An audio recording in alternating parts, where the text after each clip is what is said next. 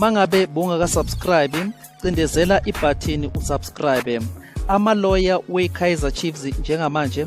abhizi ke azama ukuthi ke athole ulwazi ukuthi ke mhlambe bangakwazi na ukuthi abadlali abafana njengo Sifiso Hlanti,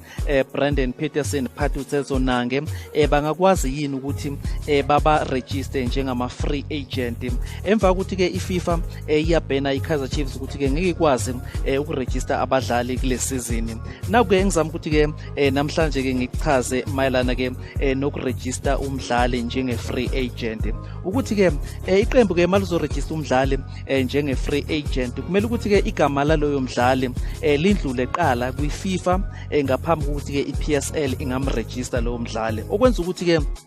iKaizer Chiefs angeke ikwazi ukuthi ke ingaba register labadlali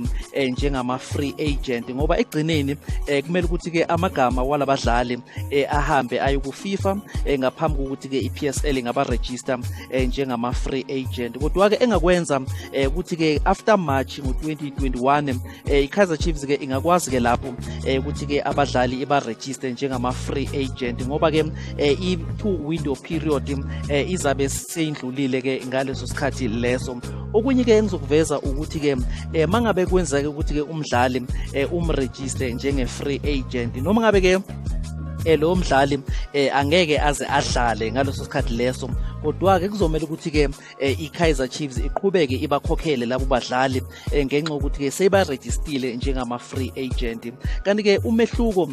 phakathi kokusayina umdlali nokuregister umdlali ukuthi ke iqembu ke malisayina umdlali lisuke limsayina ngokuthi ke limnikeze icontract bese ukuthi ke makhulunywa ngokuregister umdlali lapho sesikhuluma ngokuthi ke igama lalo mdlali loyo selithunyelwa kwiPSL yokuphela ke iPSL ekwazi ukuthi ke imregister umdlali after ukuthi ke seka register iPSL ingakho ke sekazokwazi ukuthi ke angangena enkundleni adlala.